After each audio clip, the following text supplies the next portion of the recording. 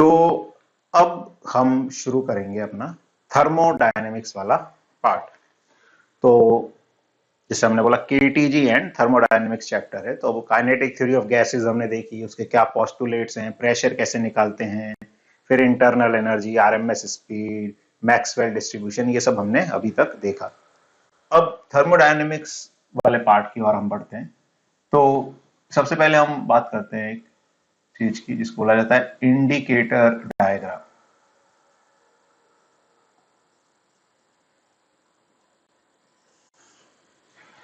तो थर्मोडायनेमिक्स में तीन वेरिएबल्स को हम यूज करते हैं। तो जो थर्मोडायनेमिक वेरिएबल्स हैं वो होते हैं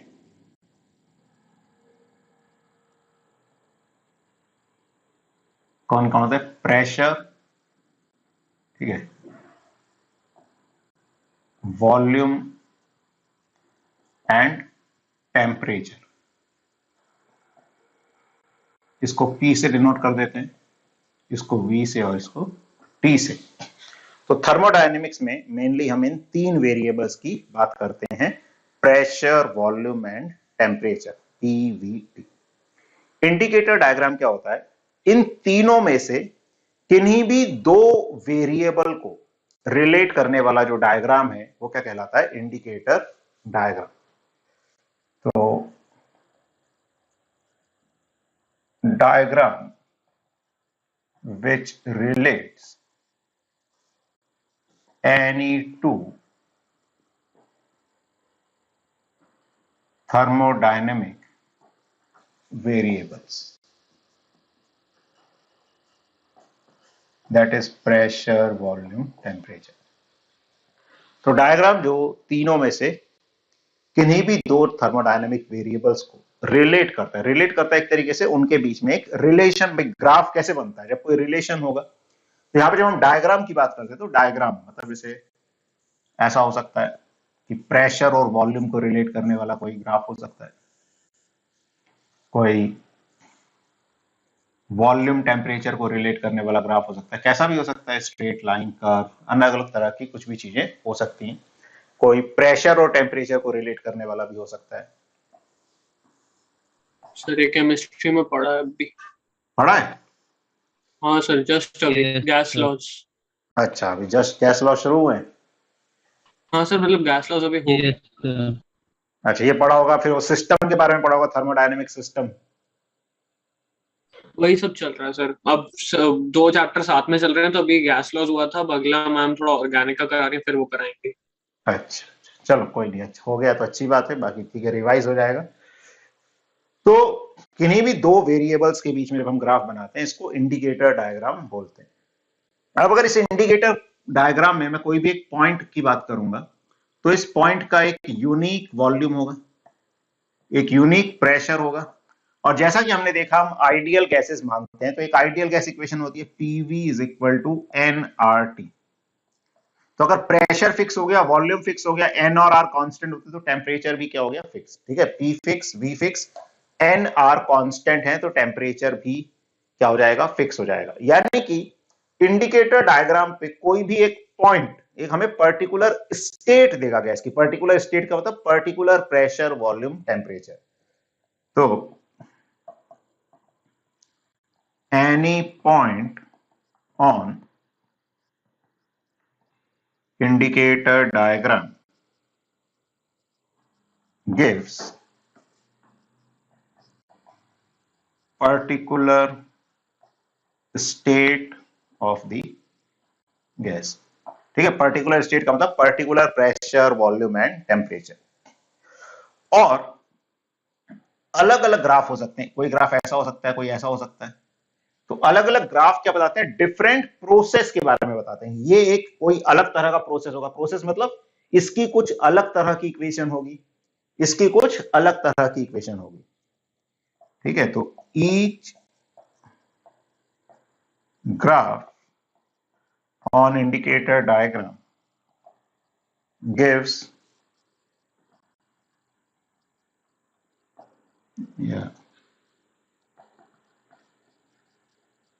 information about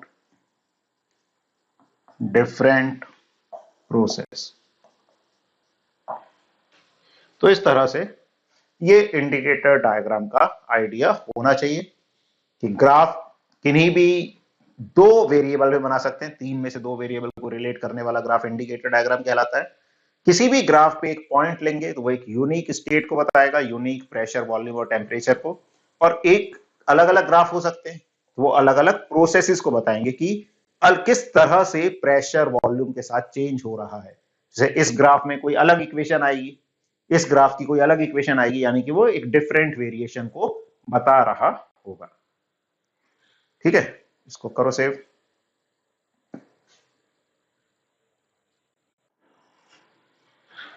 थर्मोडायनेमिक सिस्टम। तो सिस्टम क्या होता है?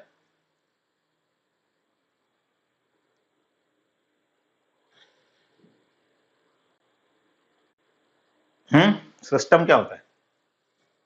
अच्छा, जो पार्टिकल्स से मिलकर पार्टिकल्स कंबाइंड हो जाते हैं। कंबाइंड हो जाते हैं। तो बेसिकली कलेक्शन ऑफ ऑब्जेक्ट्स या कलेक्शन ऑफ सम पार्टिकल्स, उसको हम क्या बोल देते हैं? सिस्टम। जैसे न्यूटन्स लॉ में भी हम बात करते थे सिस्टम, तो अगर हम दो ब्लॉक, तीन ब्लॉक, रस्सी ब्लॉक इनको साथ में कंसीडर करते थे उसको सिस्टम बोल देते थे। ऐसे ही थर्मोडायनेमिक सिस्टम क्या होता है कि collection of large number of particles, हम बहुत सारे पार्टिकल्स को एक कलेक्शन ले लें, वो कलेक्शन क्या कहलाता है? सिस्टम कहलाता है। ठीक है, और वो जो कलेक्शन है उसकी एक वेल डिफाइंड बाउंड्री होगी। जैसे मान लो, वो जरूरी नहीं कि फिक्स हो, जैसे मैं जिस कमरे में खड़ा हूं, इस कमरे को भी हम सिस्टम मान सकते हैं। तो कमरे के अंदर जो भी है वो सिस्टम के क्या हो गए? कॉन्स्टिट्यूएंट्स हो गए। या फिर मैं यहां पर एक इमेजिनरी बाउंड्री मान सकता हूं, ऐसे रेक्टेंगल जैसा, मतलब क्यूबॉइड जैसा मान लिया या क्यूब जैसा मान लिया। तो इमेजिनरी बाउंड्रीज भी हो सकती हैं। उस बाउंड्रीज के अंदर जो भी है वो क्या हो गया? हमारा सिस्टम हो गया। तो सिस्टम क्या होता है? एक कलेक्शन ऑफ पार्टिकल्स होता है जिसकी एक वेल डिफाइंड बाउंड्री होती है, उसको सिस्टम बोलते हैं। वो सिस्टम की बाउंड्रीज फिजिकल भी हो सकती हैं और इमेजिनरी भी हो सकती हैं। और सिस्टम के अंदर जो भी पार्टिकल्स है that is the part of system. और उस सिस्टम के बाहर जो भी है उसको क्या बोले जाएगा?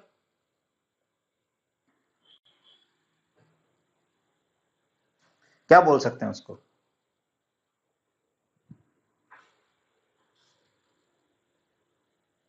हमारे आउटसाइड फोर्सेस, हमारे आसपास जो भी होता है उसको हम क्या बोलते हैं? हमारी क्या है वो? Surrounding, atmosphere. सराउंडिंग, है ना? सराउंडिंग बोलते हैं ना। यस। तो वही टर्मिनोलॉजी यहां पर यूज करते हैं कि हमने एक कलेक्शन ऑफ पार्टिकल्स को अपना सिस्टम मान लिया जिसकी एक वेल डिफाइंड बाउंड्री है, और उसके बाहर जो भी है वो क्या हो गई? उसकी सराउंडिंग हो गई। ठीक है,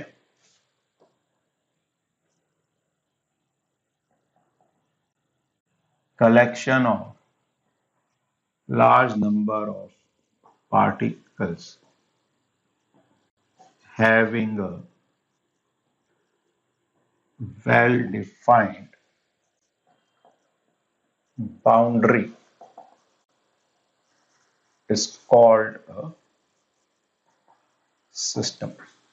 ठीक है, तो एक वेल डिफाइंड बाउंड्री जिसकी होगी वो सिस्टम कहलाता है। Anything outside this system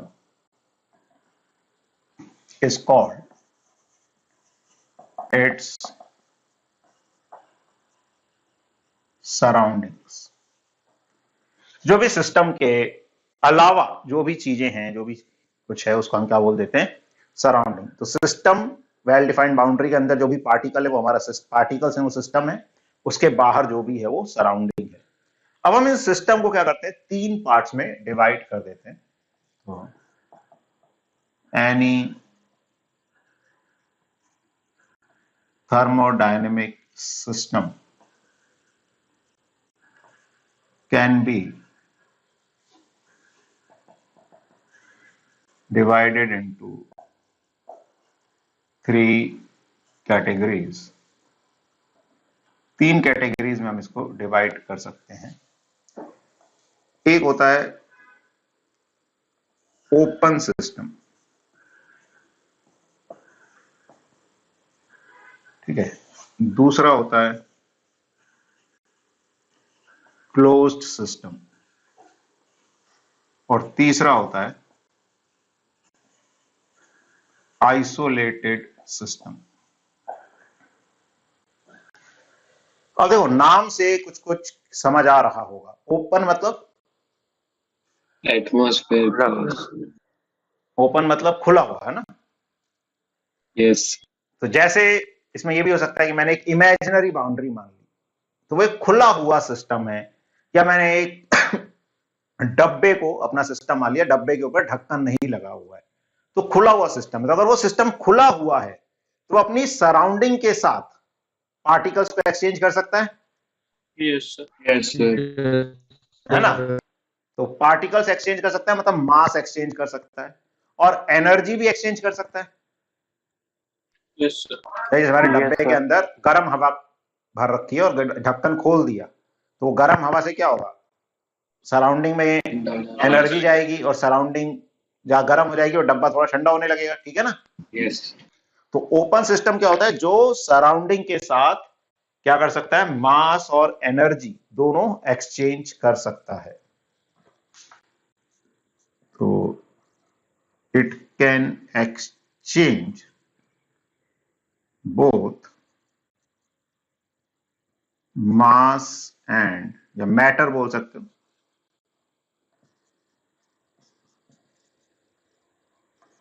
matter and energy with the surroundings. तो जो अपनी सराउंडिंग के साथ मैटर भी एक्सचेंज कर सकता है, ठीक है। Matter anything which has mass and occupy space, matter exchange कर सकता है और एनर्जी भी एस्केप कर सकता है। तो क्लोज्ड सिस्टम से क्या समझ आ रहा है, वो नहीं कर सकता, जो ये नहीं कर सकता। क्लोज्ड बंद सिस्टम है तो क्या एक्सचेंज नहीं कर सकता है, एनर्जी, मास और एनर्जी। जैसे मान लो मैंने एक स्टील के डब्बे में गर्म गैस डाल दी और उसको लाके रख दिया कमरे में, तो धीरे धीरे उसके अंदर की गैस ठंडी होगी या नहीं होगी, हो जाएगी। Okay sir. हो जाएगी। क्या गैस के मॉलिक्यूल्स कम हो जाएंगे, नो नो सर। तो क्या एक्सचेंज हुआ यहाँ पे, एनर्जी। एनर्जी। एनर्जी एक्सचेंज हुई, लेकिन मैटर एक्सचेंज नहीं हुआ। नहीं हुआ। तो क्लोज्ड सिस्टम का मतलब यही है, जो एनर्जी एक्सचेंज कर सकता है लेकिन मैटर एक्सचेंज नहीं कर सकता। तो it can exchange only energy but not matter with the surroundings. तो जो सराउंडिंग से सिर्फ क्या एक्सचेंज कर सकता है, एनर्जी एक्सचेंज कर सकता है, मैटर एक्सचेंज नहीं कर सकता। तो फिर आइसोलेटेड सिस्टम क्या हो जाएगा, जो दोनों नहीं कर सकते। हाँ, जो दोनों। अब आइसोलेटेड का मतलब बेसिकली क्या है तो क्लोज्ड, लेकिन उसकी वॉल्स जो हैं वो कंडक्टिंग नहीं है। जैसे अगर हम प्रैक्टिकली बात करना चाहे तो जैसे थर्मस फ्लास्क वगैरह होते हैं, तो ऐसा नहीं कंडक्टिंग नहीं होती, कंडक्टिंग होती है, लेकिन उसमें धीरे धीरे कंडक्शन होता है, चीजें ज्यादा समय तक गर्म रहती हैं। और आइडियल केस माने तो जिसमें कोई एनर्जी का एक्सचेंज नहीं होगा, उसको हम क्या बोल देते हैं, आइसोलेटेड सिस्टम। तो सिस्टम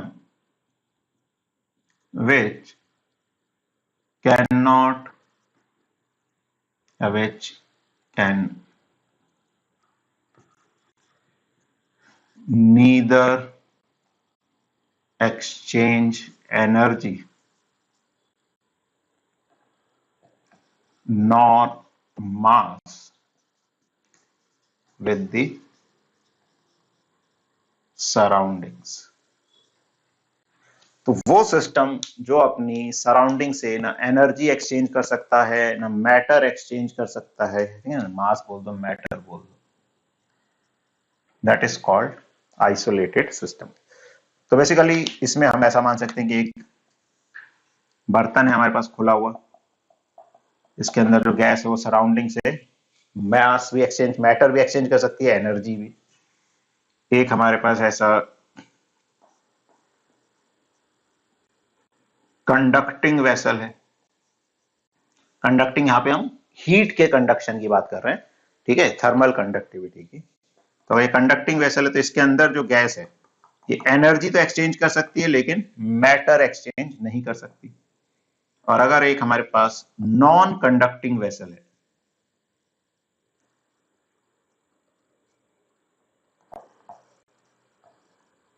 तो इसमें ना तो एनर्जी एक्सचेंज होगी ना ही मैटर एक्सचेंज होगा। अच्छा, कंडक्टिंग को एक वर्ड और यूज करते हैं, डायाथर्मिक। तो कई बार ये वर्ड अगर कहीं पे लिखे हों तो हमें समझ आना चाहिए। और नॉन कंडक्टिंग के लिए वर्ड यूज करते हैं एडियाबैटिक। तो इस तरह से ये हमको पता होना चाहिए। तो इसको करो सेव।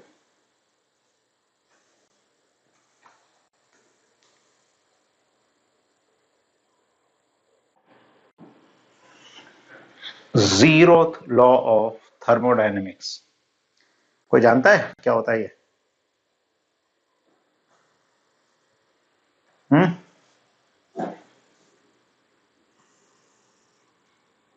नहीं सर, नहीं जानते। देखो, अगर इस तरह का हम एक सिस्टम की बात करते हैं कि ये जो हमने डबल साइडेड वॉल बनाई है वो एडियाबैटिक या नॉन कंडक्टिंग है, और सिंगल वाली जो लाइन से बनाई है ये डायाथर्मिक या कंडक्टिंग वॉल से। तो अगर ये कंडक्टिंग वॉल है तो ए और सी का टेम्परेचर सेम होगा या डिफरेंट होगा? सेम होगा, है ना। कंडक्टिंग का मतलब ये कि अगर डिफरेंट भी होगा तो ये एनर्जी एक्सचेंज कर लेंगे। Yes sir.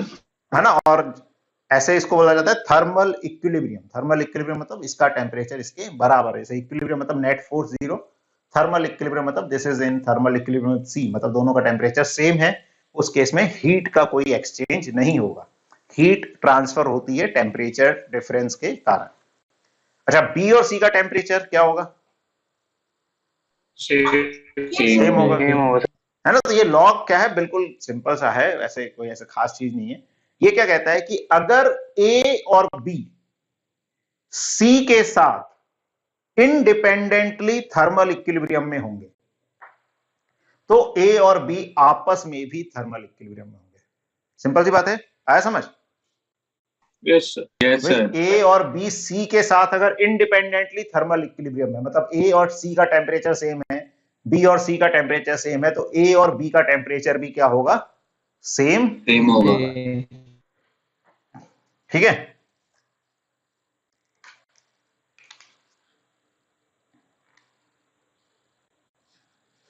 तो क्या कहता है ये कि इफ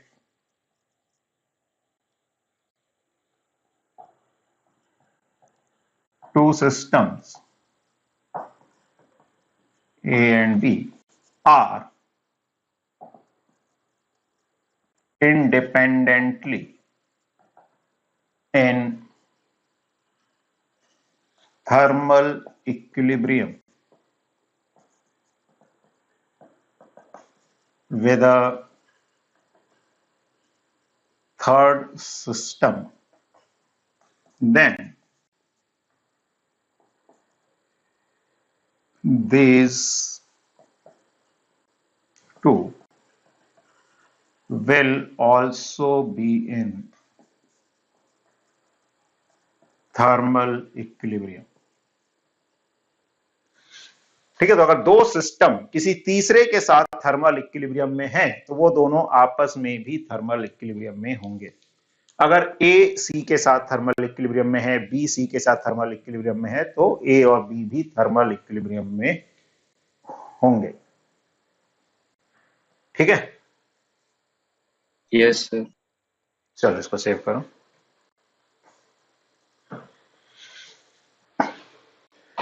अब देखो, इसकी एक्चुअली जरूरत क्या है? जनरली जीरोथ लॉ बोल रहे हैं इसको। जीरोथ क्यों बोल रहे हैं? एक्चुअली ये लॉ बाद में बोलना पड़ा, पहले फर्स्ट लॉ आया था। ठीक है। ये जस्ट ऐसा कोई लॉजिक, मतलब इसमें कोई ज्यादा बड़ी बात नहीं, लेकिन क्या होता है, जो फिलॉसफी वाले होते हैं वो थोड़े से कई बार क्या करते हैं, उंगली करते हैं कि हर चीज को वेल डिफाइंड होना चाहिए, कि ऐसा थोड़ी है कि हर जगह ये चीज मतलब बाय डिफॉल्ट हम मान ले। जैसा मान ले ए सी का दोस्त है, बी सी का दोस्त है, तो क्या ए और बी का दोस्त होना जरूरी है? नहीं सर। कोई जरूरी नहीं है ना। तो इस तरह की चीजें आ जाती हैं कई बार कॉन्ट्राडिक्टरी कि आप इसको जनरलाइज नहीं कर सकते, तो इसलिए आप इसको भी क्या करो, स्टेट करो। तो फिर ये स्टेट किया गया जीरोथ लॉ ऑफ थर्मोडायनेमिक्स कि भैया अगर ऐसा है तो ये दो भी सेम टेम्परेचर पे होंगे। समझ आया?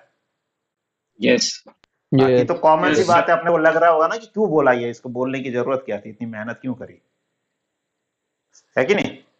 यस है ना? तो साइंस वालों के लिए ऑब्वियस ही चीज होती है, मतलब क्या इसमें बताने की क्या बात है, तो ठीक कोई भी बता देगा, लेकिन इसलिए इसको स्टेट करना पड़ा और अलग से फिर जीरोथ लॉ बोला गया, क्योंकि फर्स्ट लॉ पहले ही डिफाइन हो चुका था, सेकंड हो चुका था, तो फिर भैया आप क्या बोल रहे हैं, इसको आगे तो बढ़ा नहीं सकते कि कोई बहुत बड़ा लॉ है ये, तो इसलिए इसको बोल दिया गया जीरोथ लॉ ऑफ थर्मोडायनेमिक्स।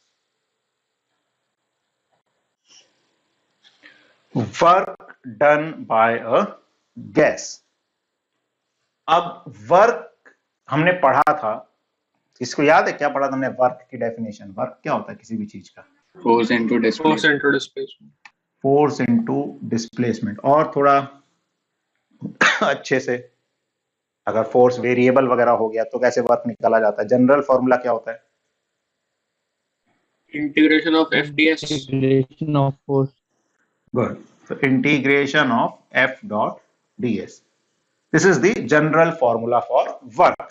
अगर फोर्स कांस्टेंट है तो इंटीग्रेशन से बाहर आ जाएगा, एफ डॉट एस हो जाएगा, और अगर जो फोर्स वेरिएबल है तो फिर हमें इंटीग्रेशन करना पड़ेगा। तो वर्क इस तरह से हमने डिफाइन किया था। अब देखो डेफिनेशन वही रहती है किसी भी चीज की, इसलिए डेफिनेशन हमेशा इंपॉर्टेंट होती है। हम कहीं पर भी उलझ जाए, है ना, कोई फॉर्मूला गलत लगा सकते हैं, लेकिन डेफिनेशन हमेशा वही रहेगी। डेफिनेशन अगर हमें क्लियर है तो किसी भी नई चीज के साथ हम डील कर सकते हैं।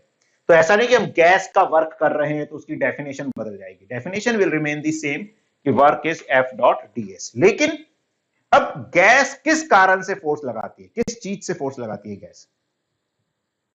गैस के पास क्या होता है? प्रेशर। प्रेशर, है ना। गैस के प्रेशर होगा, जितना ज्यादा प्रेशर होगा उतना ही ज्यादा वो फोर्स लगाएगी। तो उसके वर्क को अब हम प्रेशर की टर्म में एक्सप्रेस करने की कोशिश करेंगे, क्योंकि फोर्स प्रेशर पे डिपेंड करता है। गैस का हम फोर्स तो नहीं जानते जनरली, गैस का हम क्या जानते हैं? प्रेशर। फोर्स निकालना हो तो भाई प्रेशर को एरिया से मल्टीप्लाई कर देंगे, लेकिन जो कॉमन चीज हमें किसी गैस के बारे में पता हो सकती है वो फोर्स पता नहीं होगा। क्या प्रेशर पता होगा? प्रेशर हम फिर भी मेजर कर सकते हैं, there are pressure measuring devices जिनसे हम प्रेशर मेजर कर सकते हैं। तो उसकी टर्म में हम वर्क को एक्सप्रेस करने की कोशिश करते हैं। तो मान लो ये एक वेसल है,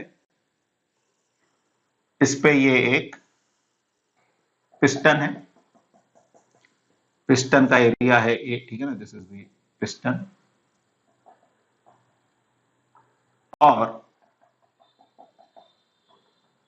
इसके अंदर गैस है।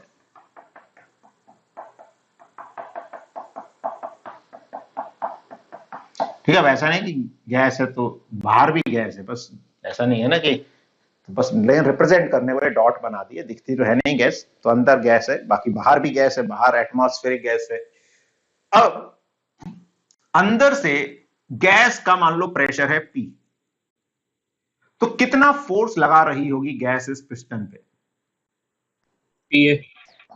फोर्स लगा रही होगी P इंटू ए। अच्छा, अगर ये पिस्टन मूव करता है तो प्रेशर चेंज हो सकता है, प्रेशर चेंज होगा तो फोर्स भी चेंज होगा, लेकिन स्मॉल डिस्प्लेसमेंट के लिए हम इस फोर्स को कांस्टेंट मान सकते हैं। Yes sir. तो मान लो ये पिस्टन जो है यहां से dx मूव करता है,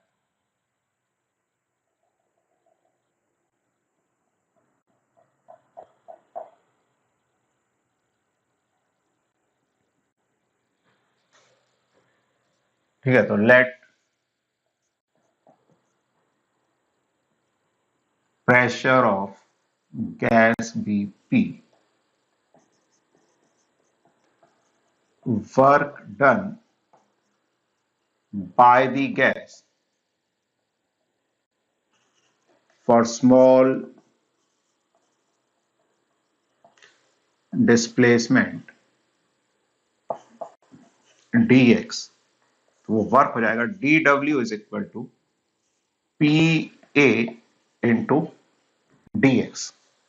ठीक है, फोर्स हो गया PA और वर्क हो गया force into displacement, small displacement के लिए। अच्छा, A इंटू dx को मैं चेंज इन वॉल्यूम बोल सकता हूं, जितना वॉल्यूम चेंज हुआ होगा गैस का, Yes, sir. है ना। A एरिया है, dx अगर पिस्टन मूव किया तो change in volume A dx हो जाएगा। तो this can be written as P into dV। So net work done W, तो नेट वर्क डन इंटीग्रेट करके आ जाएगा, तो इंटीग्रल P dV। इसमें भी लिमिट्स लगा सकते हैं, V इनिशियल से V final. This is the net work done by the gas,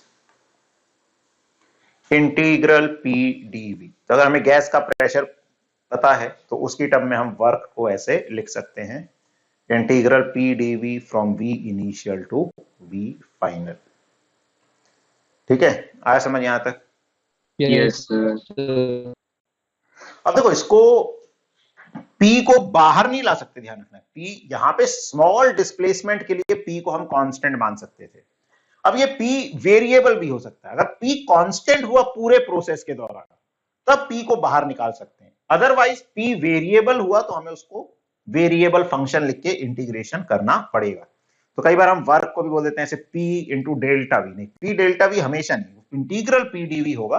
अगर प्रेशर कांस्टेंट होगा तो उसको P डेल्टा वी लिख सकते हैं। अच्छा, अब एक और चीज, वर्क पॉजिटिव कब होता है? जब डिस्प्लेसमेंट किस डायरेक्शन में होता है? फोर्स की डायरेक्शन में होता है, तो वर्क पॉजिटिव होता है। और अगर ऑपोजिट में होता है तो नेगेटिव। अब गैस क्या कर रही है? धक्का दे रही है सभी वॉल्स को। तो अगर वर्क पॉजिटिव हो रहा है यानी कि ये वॉल या पिस्टन को दूर जाना पड़ेगा, ऊपर जाना पड़ेगा। Yes, sir. यानी कि वॉल्यूम क्या होगा, बढ़ेगा या कम होगा? बढ़ेगा। और मान लो गैस तो ऊपर ही धक्का दे रही है, ऊपर से किसी ने और जोर से दबा दिया, पिस्टन नीचे चला गया, तो गैस का वर्क कैसा होगा? नेगेटिव हो जाएगा ना। गैस तो ऊपर ही फोर्स लगा रही है, ठीक है? तो गैस ने ऊपर फोर्स लगाया, डिस्प्लेसमेंट नीचे, तो वर्क नेगेटिव। यानी कि हम सीधे सीधे बोल सकते हैं कि अगर वॉल्यूम बढ़ेगा तो work done by gas positive होगा, क्योंकि वॉल्यूम कब बढ़ेगा? जब फोर्स की डायरेक्शन में डिस्प्लेसमेंट होगा। और अगर वॉल्यूम घटेगा तो work done by gas negative होगा। Yes, sir. Yes, sir. ठीक है, तो if volume increases,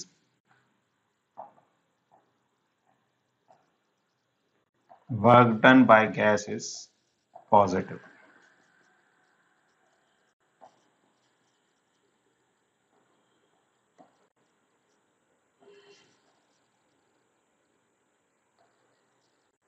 If volume decreases,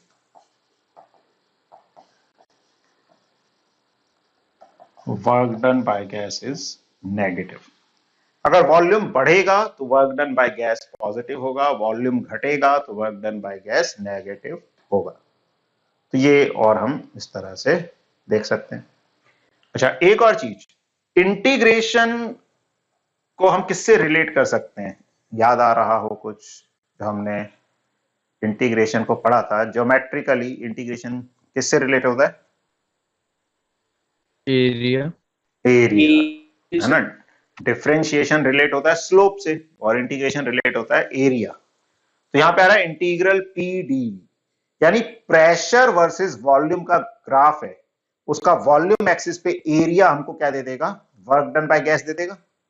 Yes, sir. ठीक है, तो वो एक और चीज हम यहां से बोल सकते हैं।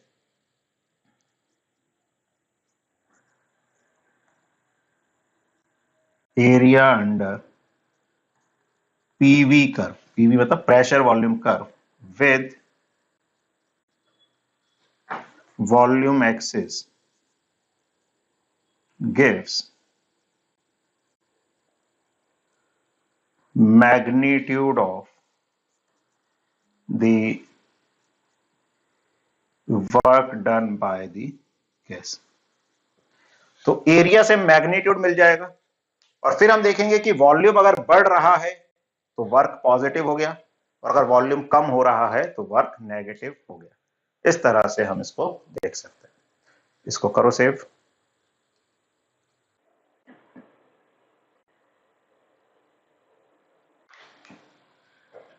अच्छा, मान लो कि जैसे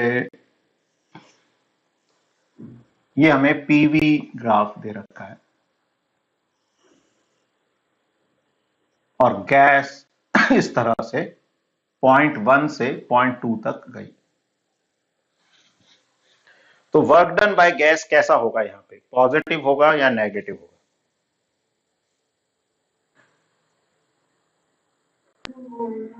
सर नेगेटिव होगा। नेगेटिव होगा, क्यों? नहीं वॉल्यूम पॉजिटिव कम हो होगा रहा है सर, वॉल्यूम कम वॉल्यूम इंक्रीज हो रहा है तो पॉजिटिव होगा। हाँ, तो हाँ सर, ग्राफ increase हो नीचे रहा है। आ रहा है, ध्यान रखना है। अब हमें देखो एरिया पहली बात लेना है वॉल्यूम एक्सिस से, तो ये वॉल्यूम इनिशियल हो गया, ये वॉल्यूम फाइनल हो गया। ग्राफ पहले नीचे आ रहा है, नीचे आ रहा है मतलब क्या कम हो रहा है यहाँ पे? ये कौन सी एक्सिस है? प्रेशर। प्रेशर। तो ग्राफ नीचे आ रहा है मतलब क्या कम हो रहा है? प्रेशर कम। प्रेशर। लेकिन वॉल्यूम एक्सिस तो ये है, यहां तो आगे बढ़ रहा है, तो वॉल्यूम क्या हो रहा है? इंक्रीज। और हमें वॉल्यूम ही देखना है, प्रेशर से अब नहीं देखना। तो वॉल्यूम बढ़ रहा है तो वर्क कैसा हो जाएगा? पॉजिटिव। तो ये जो एरिया है, ठीक है, ये वर्क का मैग्नीट्यूड हो जाएगा, magnitude of work. And sign की बात करें तो वर्क कैसा आएगा? पॉजिटिव। अच्छा, ध्यान रखना है, जब हम वर्क लिख रहे हैं तो हम किसकी बात कर रहे हैं? Work done by gas. अब इसमें समझने वाली या याद रखने वाली बात यह भी है कि केमिस्ट्री में जब हम सिर्फ वर्क बोलते हैं बिना स्पेसिफाई किए, तो वहां पे वर्क बोलने का मतलब होता है work done by the gas. तो जो हम पॉजिटिव बोल रहे हैं उनके लिए वो नेगेटिव हो जाता है, ठीक है। अगर पूरा स्पेसिफाई करके बोल रहे हैं तो फिजिक्स और केमिस्ट्री सेम है, work done by the gas, chemistry में भी work done by the gas ही है ना, पॉजिटिव है तो positive. Work done on the gas तो केमिस्ट्री में भी वैसा ही है। लेकिन जब हम सिर्फ वर्क वर्ड यूज करते हैं, मैंने बोला फिजिक्स में वर्क बताओ क्या होगा, तो हम जब फिजिक्स में वर्क बोलते हैं बिना स्पेसिफाई किए, तो हमारा बोलने का मतलब होता है work done by the gas. और जब केमिस्ट्री में बोलते हैं वर्क क्या हुआ, तो वहां पे वर्क बोलने का मतलब जनरली होता है work done on the gas. तो ये थोड़ा सा कंफ्यूजिंग हो जाता है, तो इसलिए ये चीज एक थोड़ी सी नोटिस में करनी है, क्योंकि थोड़ा सा डिफरेंस दिखेगा तुम्हें केमिस्ट्री में। जब उन चीजों को केमिस्ट्री और फिजिक्स में लिखेंगे तो W वाली टर्म जब हम फिजिक्स में लिखेंगे, केमिस्ट्री में वो -W जैसी हो जाएगी। क्यों? क्योंकि उनका W work done on the gas बताता है और हमारा W work done by the gas बताता है। समझ आ रहा है ये? यस। ठीक है, तो अगर पूरा एक्सप्लेन करके बोल रहे हैं तो देयर इज नो डिफरेंस, बस टर्मिनोलॉजी का डिफरेंस है कि हम जहां पर सिर्फ W वर्क को डिनोट करते हैं वो work done by the gas के लिए करते हैं, और केमिस्ट्री में जहां W डिनोट करते हैं जनरली वो work done on the gas के लिए करते हैं। तो अगर गैस ने पॉजिटिव वर्क किया होगा तो गैस पे कैसा वर्क हुआ होगा? नेगेटिव। गैस का मतलब एटमॉस्फेयर नीचे फोर्स लगा रहा होगा, गैस ने बाहर धक्का दे दिया, तो ठीक है ना, एटमॉस्फेयर जो है गैस ने पॉजिटिव वर्क किया, लेकिन जो गैस के ऊपर हुआ एटमॉस्फेयर से वो एक तरीके से नेगेटिव वर्क हो गया। इस तरह की बात होती है, तो ये थोड़ा सा समझना है। जब केमिस्ट्री में पढ़ोगे तो थोड़ा सा और समझ आएगा कि मैं क्या बोलना चाह रहा हूं, बस ध्यान रखना, तब वहां पे याद आएगा तो अपन उसको रेफर कर सकते हैं। हाँ, ये चीज होती है। चलो, अगर मान लो हमारे पास एक ऐसा ग्राफ है, ये 0.1 से हम 0.2 तक गए, तो वर्क डन बाय गैस कैसा होगा? नेगेटिव। नेगेटिव। नेगेटिव। कौन सा एरिया लेंगे, इधर वाला कि इधर वाला? सर मतलब वो वॉल्यूम। हाँ, तो ध्यान रखना है, एरिया ऐसा नहीं कि ये ले लो, एरिया वॉल्यूम एक्सिस से लेना है। तो अब ये एरिया हमें वर्क देगा और वॉल्यूम कम हो रहा है, तो वर्क जो है वो आएगा नेगेटिव ऑफ एरिया। एरिया कौन सा? ये जो शेडेड रीजन है इसका एरिया। ठीक है, समझ आया? तो एरिया से कैसे वर्क को रिलेट कर सकते हैं? Yes sir. ठीक है, तो एरिया से मैग्नीट्यूड पता चल गया, और वॉल्यूम बढ़ रहा है या कम हो रहा है इसका यूज करके साइन लगा सकते हैं। चलो इसको सेव करो। Thermodynamic processes. अब देखो, प्रोसेस मतलब क्या होता है कि कोई भी एक, मतलब ऐसा हम बोल सकते हैं कि ऐसा कुछ हो रहा है जिसमें चीजें बदल रही हैं गैस में। ठीक है, जैसे मान लो हमने गैस को हीट किया तो धीरे धीरे उसका टेम्परेचर बढ़ा, प्रेशर बढ़ा, डब्बा फिक्स है तो वॉल्यूम फिक्स रह सकता है। तो ऐसे प्रोसेस का मतलब यह है कि गैस में कुछ बदलाव आ रहे हैं। अब वो बदलाव अनगिनत तरीकों से आ सकते हैं, तो इनफाइनाइट प्रोसेसेस हो सकते हैं गैस के। हम कुछ कॉमन प्रोसेसेस की बात करते हैं जहां पर कोई ना कोई चीज या तो फिक्स हो जाए, ठीक है, जिससे उसको समझने में आसानी हो, जो कॉमनली यूज किए जाते हैं प्रोसेस। बाकी ऐसा नहीं कि प्रोसेस जो हम बात कर रहे हैं उतने ही प्रोसेस हो सकते हैं। A gas can have infinite number of processes, अलग अलग तरीके से कैसे भी उसको वेरी किया जा सकता है। और जनरली जो हम प्रोसेसेस की बात करते हैं, ये हम एक तरीके से रिवर्सिबल प्रोसेसेस की बात करते हैं। यहां पर देखो, दो तरह के प्रोसेस की बात होती है, होता है रिवर्सिबल, एक इरिवर्सिबल। रिवर्सिबल मतलब उसको जिस तरह से हमने एक डायरेक्शन में ले गए, उसको जब वापस लेकर आएंगे तो चीजें वैसे ही बदलेंगी। मतलब अगर हम उसको फॉरवर्ड डायरेक्शन में लेकर, वॉल्यूम बढ़ रहा है सपोज, तो जैसे प्रेशर, वॉल्यूम, टेम्परेचर में चेंज आएगा, तो जब हम वॉल्यूम घटाएंगे तो भी उसी तरह का चेंज हमें रिवर्स डायरेक्शन में मिलेगा। This is called reversible process. Irreversible में ऐसा नहीं होता कि जाते वक्त कुछ डिफरेंट हो सकता है, आते वक्त कुछ डिफरेंट। और रिवर्सिबल प्रोसेसेस जनरली क्या होते हैं, बहुत ही स्लो प्रोसेस होते हैं। तो स्लो प्रोसेस मतलब बहुत धीमे धीमे जो प्रोसेस होंगे। क्यों? क्योंकि देखो, अगर हम गैस में कोई भी बदलाव कर रहे हैं, जैसे मान लो मैंने प्रेशर चेंज किया, तो पूरी गैस का प्रेशर एक समान होना, टेम्परेचर एक समान होना, वॉल्यूम एक समान होना, उसमें क्या लगता है, समय लगता है। तो अगर वो प्रोसेस तेज हो रहा है तो हम पूरी गैस का प्रेशर हर जगह हो सकता है एक जैसा ना मान पाए, या टेम्परेचर में नीचे से गर्म क्या हो सकता है, नीचे वाली गैस ज्यादा गर्म हो गई हो, ऊपर वाली थोड़ी सी कम गर्म हुई हो, तो वो पूरा सिस्टम इक्विलिब्रियम में नहीं रहता। तो हम जो केसेस डिस्कस करते हैं वो ऐसा मानते हुए चलते हैं कि पूरी गैस का एक ही प्रेशर है, एक ही वॉल्यूम है, एक ही टेम्परेचर है। तो हम वो तब मानते हैं जब कैसा सिस्टम होता है, एक रिवर्सिबल। रिवर्सिबल मतलब जिससे बहुत स्लो चेंजेस हो रहे हैं। स्लो में भी इतना स्लो, जैसे मान लो तुमने पिस्टन के ऊपर क्या कर दिया, रेत के दाने रख दिए। अब पिस्टन इक्विलिब्रियम पर है और तुमने एक एक दाना लिफ्ट कर रहे हो सपोज, तो क्या होगा, पिस्टन बहुत धीरे धीरे धीरे मूव करेगा। ऐसे प्रोसेस की बात करते हैं जनरली हम। तो कुछ भी नहीं दिया तो भी हम वैसा ही मान के चलते हैं। बाकी केमिस्ट्री में थोड़ा और ज्यादा डिटेल में तुम लोग इरिवर्सिबल सिस्टम के बारे में पढ़ोगे, फिजिक्स में इतनी जरूरत हमें नहीं पड़ती है इस लेवल पे। तो हम प्रोसेसेस को रिवर्सिबल मान के चलते हैं।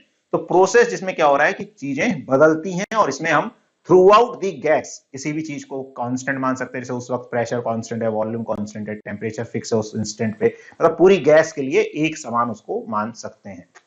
तो कॉमन जो प्रोसेस हैं उनकी हम बात करते हैं। तो एक सबसे पहले प्रोसेस की हम बात करते हैं,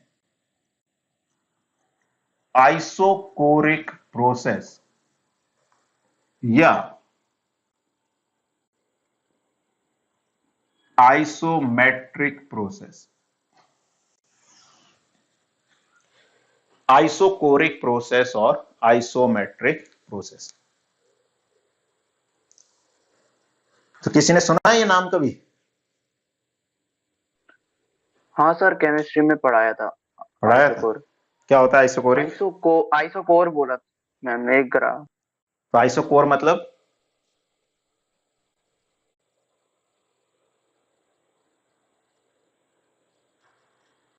सर ग्राफ्स में पढ़ाया था, ग्राफ पे कर्व आइसोकोर बोला था मैंने। बस बोला था, अच्छा सॉरी।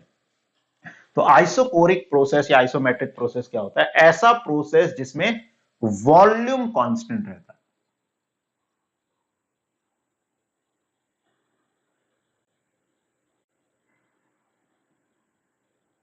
तो if volume remains constant in a process, then process is isochoric.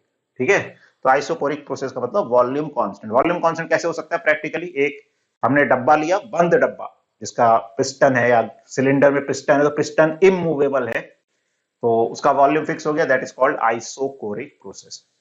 तो आइसोकोरिक प्रोसेस में वॉल्यूम कांस्टेंट रहता है। अब देखो किसी भी प्रोसेस में हम रियल गैस आइडियल गैस मानते हुए PV is equal to NRT को तो कांस्टेंट कर ही सकते हैं। अब किसी भी गैस के लिए नंबर ऑफ मोल्स कांस्टेंट होते हैं, ठीक है। हम किसकी बात करते हैं, जब एक फिक्स्ड अमाउंट की बात कर रहे हैं। अगर गैस अलग अलग है तो एन बदल सकता है, लेकिन हम बात कर रहे हैं एक सिस्टम की। तो एक सिस्टम के लिए क्या हो गया, नंबर ऑफ मोल्स फिक्स हो गया, एक पर्टिकुलर अमाउंट ऑफ गैस के लिए आर कांस्टेंट है ही, और वॉल्यूम भी कांस्टेंट हो गया। तो यहां पे जो प्रेशर है वो टेम्परेचर के डायरेक्टली प्रोपोर्शनल आ जाता है, या P by T is equal to constant हो जाता है, या P1 by T1 is equal to P2 by T2। तो इस पे भी कई बार बेस्ड क्वेश्चंस आ जाते हैं कि अगर आइसोकोरिक प्रोसेस है, इनिशियल प्रेशर इतना है, इनिशियल टेम्परेचर इतना है, फाइनल प्रेशर इतना हो गया तो बताओ टेम्परेचर कितना होगा, या फाइनल टेम्परेचर इतना हो गया तो बताओ प्रेशर कितना होगा। तो आसानी से हम इस तरह से इसको निकाल सकते हैं। अब वॉल्यूम कांस्टेंट है तो चेंज इन वॉल्यूम जो है वो जीरो हो जाएगा, और अगर मैं डेल्टा वी की बात करूं तो वो भी जीरो हो जाएगा, ठीक है। DV small change, delta V finite change, ठीक है। डीवी का मतलब क्या होता है, इनफाइनाइटली स्मॉल चेंज, तो इनफाइनाइटली स्मॉल चेंज तो जीरो हो गई। फाइनाइट चेंज भी अगर निकालेंगे किसी भी टाइम इंटरवल में, या किसी भी दो पोजीशंस पे हम बात करेंगे, दो स्टेट्स पे हम बात करेंगे, तो change in volume would be zero. अच्छा, तो जैसे हम ये बोलते हैं कि इफ वॉल्यूम इज, या if process is isocoric then delta V will be zero। तो क्या हम ऐसा बोल सकते हैं, if delta V is equal to zero then process would be isocoric, ऐसा बोल सकते हैं? Yes. थोड़ा सोच के बताओ कि अगर प्रोसेस आइसोकोरिक है तो चेंज इन वॉल्यूम जीरो होगा, लेकिन अगर चेंज इन वॉल्यूम जीरो है तो प्रोसेस आइसोकोरिक होगा। क्या ये स्टेटमेंट सही होगा, या इसमें कुछ नहीं सर, कौन नहीं होगा सही? क्यों?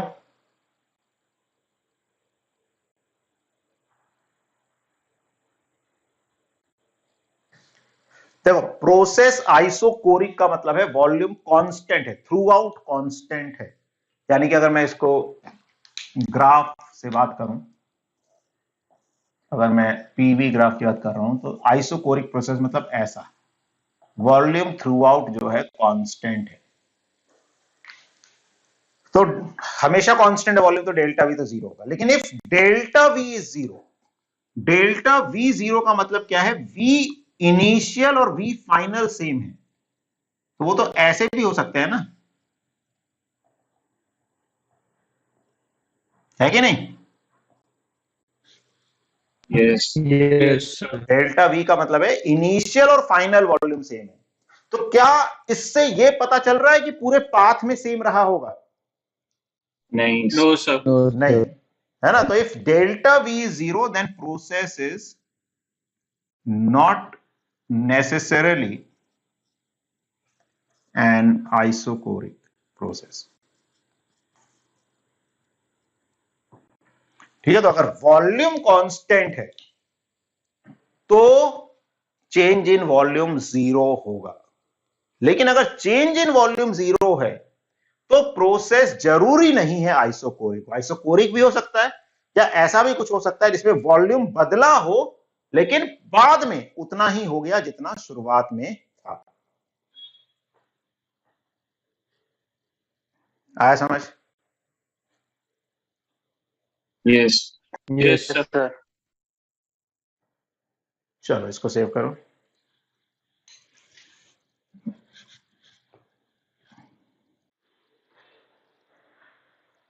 अच्छा, अगर इस प्रोसेस के लिए हमको इंडिकेटर डायग्राम बनाना हो,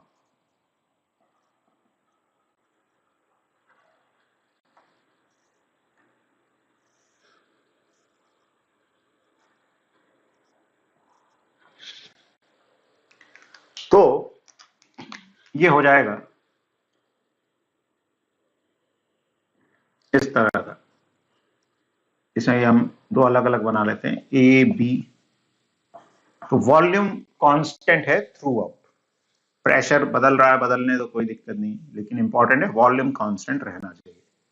ये मान लो सी डी, ये एक दूसरे वॉल्यूम पे आ गया V2। तो ए बी में वॉल्यूम फिक्स है, सी डी में भी वॉल्यूम फिक्स है, लेकिन ए बी में प्रेशर क्या कर रहा है, बढ़ रहा है, सी डी में प्रेशर कम हो रहा है। अब कई बार ऐसे भी हमारे सामने क्वेश्चंस आ जाते हैं कि एक ग्राफ जो है उसको दूसरे वेरिएबल्स की टर्म में एक्सप्रेस करो। जैसे पीवी में है तो कोई इसका पीटी या वीटी ग्राफ पूछ सकता है, मतलब कोई ऐसे बोल सकता है ड्रॉ कॉरस्पॉन्डिंग पीटी, अब पीटी भी हो सकता है, टीपी भी हो सकता है, और वीटी कर्व। ठीक है, हमको बस समझना है और समझना, रटना नहीं है। पीटी का टीपी दे सकते हैं, वीटी का टीवी ग्राफ दे सकते हैं, कुछ भी ऐसा दे सकते हैं। तो अब थोड़ा सा ध्यान दो कि हम कैसे उसको बना सकते हैं। सिंपल सी चीज, लेकिन समझोगे तो अच्छे से ऑप्शन, क्योंकि मल्टीपल चॉइस में तो ऑप्शंस एलिमिनेट करने रहते हैं, तो आराम से किए जा सकते हैं। तो पीटी ग्राफ बनाना है पहले हमको। चलो अब देखो, इनमें हमें हेल्प क्या करती है, आइडियल गैस इक्वेशन। तो आइडियल गैस इक्वेशन क्या कहती है, PV is equal to NRT. ठीक है, सिस्टमेटिकली चीजों को देखो, हमें रिलेट किसको करना है, पी और टी को। तो पी को रहने दो लेफ्ट हैंड साइड में, टी को रहने दो राइट हैंड साइड में। तो N R by V into T. ठीक है, तो P is equal to N R by V into T, ये आ गया। यानी प्रेशर टेम्परेचर के क्या है, देखो वॉल्यूम कांस्टेंट है, एन और आर कांस्टेंट है, यानी P प्रोपोर्शनल टू T आ गया। यानी कैसा ग्राफ बनना चाहिए, कांस्टेंट इंक्रीजिंग, मतलब ये एक्चुअली ऐसा हो गया ना, straight line. y is equal to mx type का हो गया ना equation. Yes sir, Yes. T is playing the role of y, T is playing the role of x, this is playing the role of m. तो y is equal to mx, यानी straight line passing through origin। Yes sir, Yes, sir. अब volume ज्यादा होगा तो slope क्या होगा, कम होगा।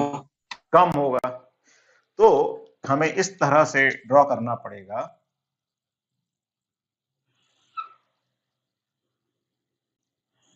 दिख रहा है ये वाला कलर कि नहीं दिख रहा, दिख रहा है।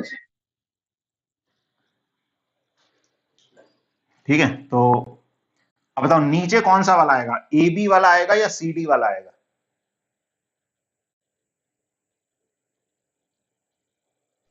CD वाला। C D. जिसका वॉल्यूम ज्यादा है उसका प्रेशर, मतलब उसका क्या आएगा, स्लोप कम आएगा। तो स्लोप किसका कम है, जो इस तरफ झुका हुआ है वो कम स्लोप का है, तो नीचे सी डी। तो ये वाला ग्राफ सी डी को बताएगा। अब सी डी में प्रेशर क्या हो रहा है, कम, तो ये ऐसा एरो बनेगा, और ए बी में प्रेशर बढ़ रहा है तो ऐसा।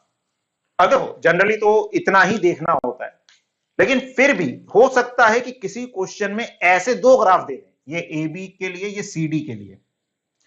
तो और अगर हम एक्यूरेसी की बात करें, वैसे इतनी जरूरत नहीं पड़ती, लेकिन ठीक है, हमको तो सब पता होना चाहिए ना, तो जितनी जरूरत पड़े ना पड़े, जितनी पड़ी हम उतनी यूज कर लेंगे।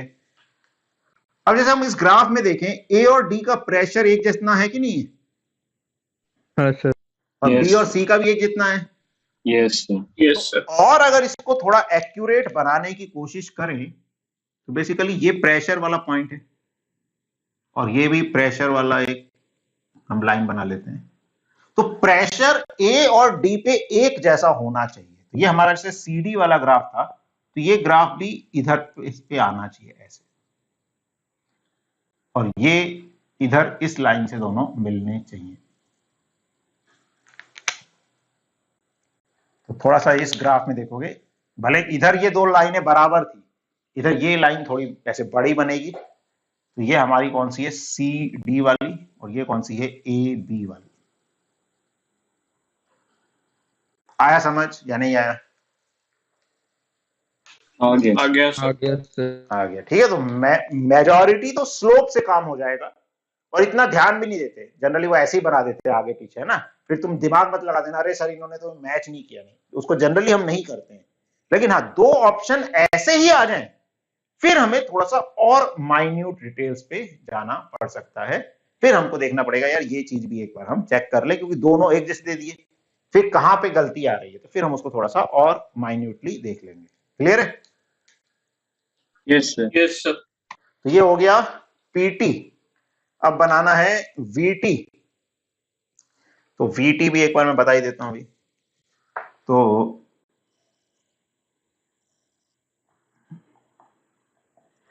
वीटी ग्राफ, वीटी तो सिंपल ही है, वॉल्यूम कांस्टेंट है तो वॉल्यूम कांस्टेंट रखना है। तो जिसका कम वॉल्यूम है वो नीचे आ जाएगी, जिसका ज्यादा है वो ज्यादा आएगी, तो अपने पास ऐसे वॉल्यूम कांस्टेंट ऐसी लाइनें आ जाएंगी। और कांस्टेंट वॉल्यूम पे प्रेशर बढ़ता है तो टेम्परेचर भी बढ़ेगा, क्योंकि डायरेक्टली प्रोपोर्शनल है। तो ए बी सी डी, ठीक है। और बाकी इसमें भी अगर थोड़ा डिटेल में जाना पड़ गया कभी, ये तो ठीक है कि वॉल्यूम कांस्टेंट ऐसा बन जाएगा। अब ए और डी की अगर हम बात करें जैसे, ठीक है, तो या चलो इसमें अपन ए और बी, चलो सी और, एक मिनट, सी डी मैंने सही मैंने उल्टा बना दिया ना, इसमें वॉल्यूम कम हो रहा है ऐसे, सी और डी। अच्छा, कांस्टेंट प्रेशर पे ये सेम प्रेशर वाली लाइन हो गई, जिसका वॉल्यूम ज्यादा है उसका टेम्परेचर क्या होना चाहिए, ज्यादा होना चाहिए कम होना चाहिए? टेम्परेचर ज्यादा है ना, PV is equal to N R T होता है। तो अगर प्रेशर सेम, एन और आर सेम, तो जिसका वॉल्यूम ज्यादा उसका टेम्परेचर भी ज्यादा होना चाहिए। Yes sir. यानी कि अगर मैं इस Yes, ग्राफ में बात sir. करूं तो ये डी वाला पॉइंट एक्चुअली में यहां से शुरू नहीं होना चाहिए,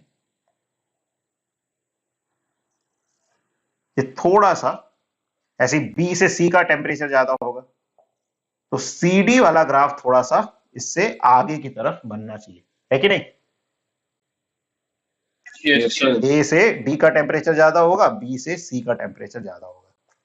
तो वैसे तो नॉर्मली उतने से ही काम चल जाएगा जो हमने पहले बनाया था, लेकिन और एक्यूरेसी की बात करें तो फिर हम टेम्परेचर भी देखें, क्या टेम्परेचर दोनों पे बराबर होगा, नहीं, तो फिर हमको थोड़ा सा उसका भी ध्यान रखना पड़ेगा।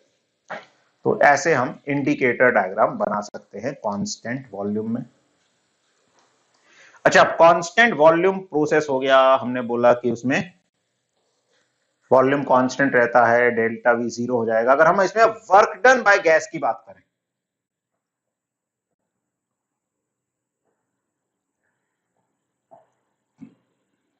तो वर्क डन बाय गैस क्या होगा? 0 0 वॉल्यूम कांस्टेंट है ना। तो वर्क डन बाय गैस 0, क्यों? क्योंकि वॉल्यूम बदल ही नहीं रहा, तो गैस फोर्स तो लगा रही है लेकिन डिस्प्लेसमेंट ही नहीं हो रहा है। तो अगर डिस्प्लेसमेंट नहीं हो रहा तो वर्क डन बाय गैस जो है 0 हो जाता है, ठीक है। और एक और चीज की हम बात कर लेते हैं, चेंज इन इंटरनल एनर्जी।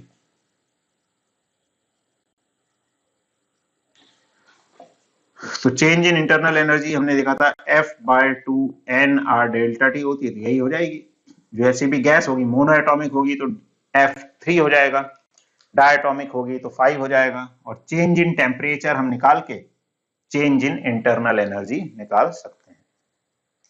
तो ये आइसोकोरिक प्रोसेस के बारे में हमें इतनी इंफॉर्मेशन होनी चाहिए। इसको करो सेव।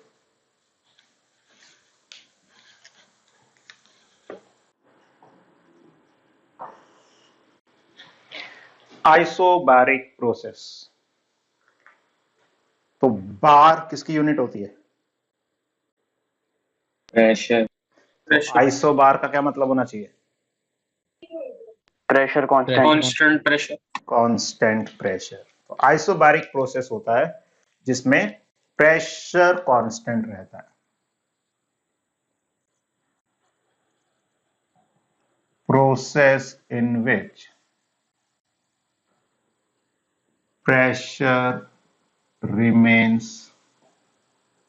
constant।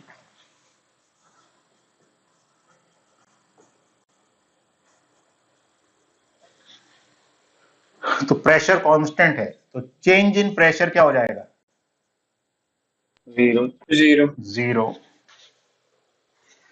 तो अगर आइसोबैरिक प्रोसेस है तो चेंज इन प्रेशर 0 होता है, लेकिन अगर चेंज इन प्रेशर इज 0 तो क्या आइसोबैरिक बोल सकते हैं?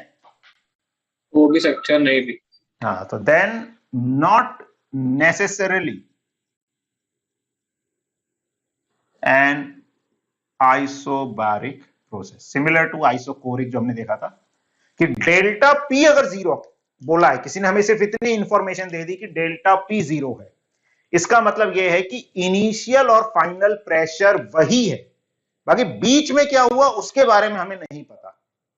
ठीक है, जैसे मान लो मैं अपने घर पे था सुबह 10 बजे, कोई आया मुझसे मिलके चला गया, शाम को 4 बजे आया, 4 बजे भी मैं घर पे मिला, तो क्या मैं ये बोल सकता हूं कि मैं दिन भर घर में रहा था?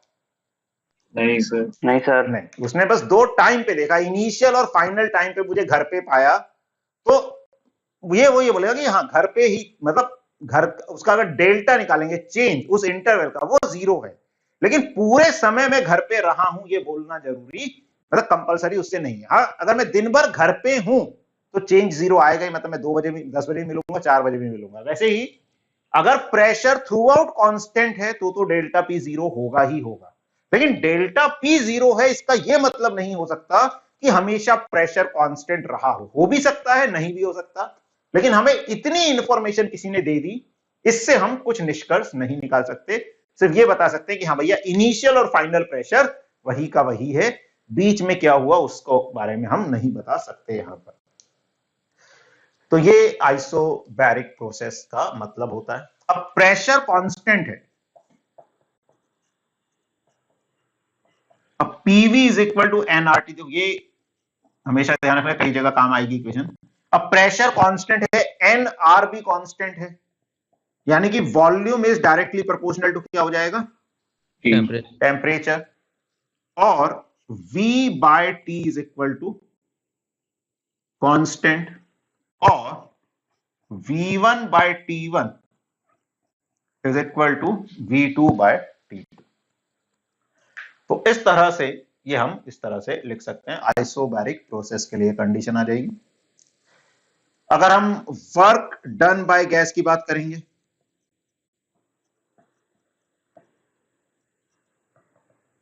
तो वर्क डन बाय गैस क्या होता है? इंटीग्रल पी डी,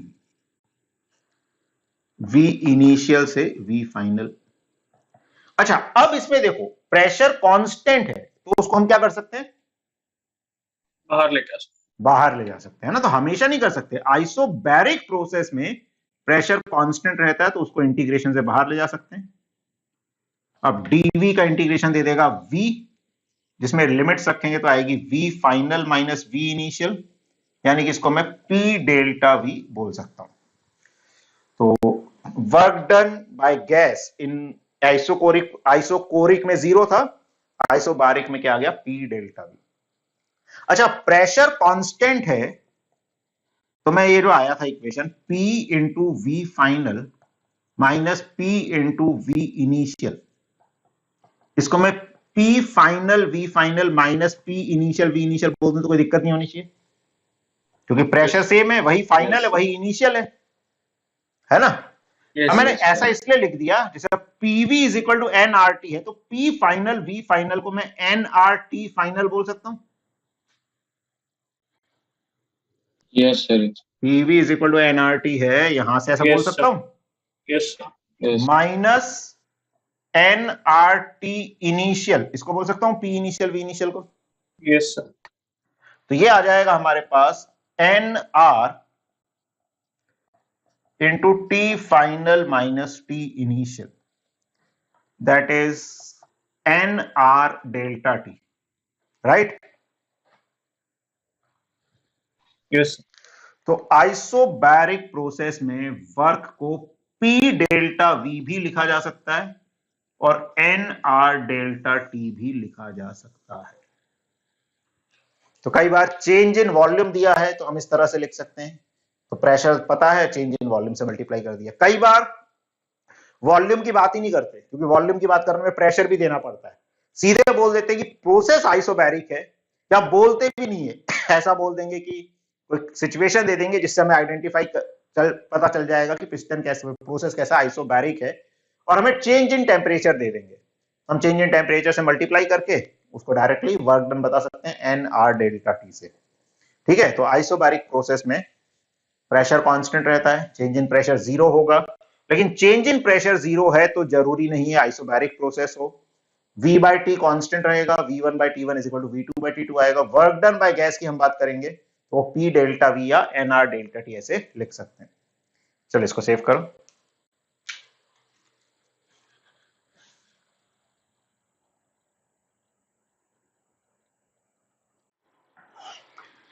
अब आइसोबैरिक प्रोसेस के लिए हम इंडिकेटर डायग्राम की बात करें, और देखो सबसे कॉमन जो होता है वो पीवी होता है, इसलिए हम सबसे पहले पीवी डायग्राम ही बनाते हैं। तो ज्यादातर पीवी डायग्राम ही यूज किया जाता है। तो कैसा ग्राफ बनना चाहिए बताओ इसमें आइसोबैरिक प्रोसेस के लिए? कैसी लाइन बनेगी, कर्व बनेगा, क्या बनेगा? So P कांस्टेंट है, कांस्टेंट रहेगा, लाइन बन जाएगी पैरेलल टू V। P हाँ, के पैरेलल, तो P के पैरेलल कि V के पैरेलल? V के पैरेलल, P के परपेंडिकुलर। वेरी गुड, ठीक है। तो ऐसे लाइंस बन जाएंगी। मान लो ये प्रोसेस है ए बी, ये प्रोसेस है सी डी।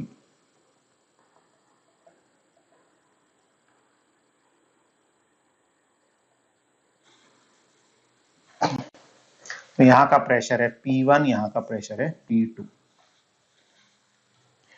तो ये बन गया प्रोसेसेस। ए बी में वॉल्यूम बढ़ रहा है, यानी कि हम उसको आइसोबैरिक एक्सपेंशन भी बोल सकते हैं, और CD में वॉल्यूम कम हो रहा है तो उसको हम आइसोबैरिक कंप्रेशन बोल सकते हैं। ठीक है, अब इनके कॉरस्पॉन्डिंग अगर हमें वही, अब PV दे रखा है, कुछ TV PT ग्राफ बनाना हो, draw corresponding TV and PT curve. चलो तो कोशिश करो इसको खुद से करने की, है ना। तो मैं दे रहा हूं तुमको 2 मिनट का समय दे रहा हूं, एक ग्राफ के लिए 1 मिनट। बनाओ कैसा बनेगा रफली।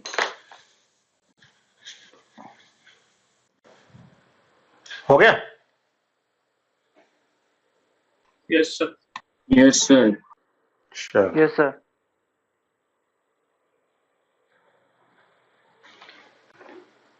तो अब चेक करना और फिर बताना सही है या गलत है, और गलत है तो कोई दिक्कत नहीं, आइडेंटिफाई करना है क्या गलती हुई है, और सही है तो बहुत अच्छी बात है। तो टीवी ग्राफ बनाना है। अब इसमें लेकिन कांस्टेंट है प्रेशर।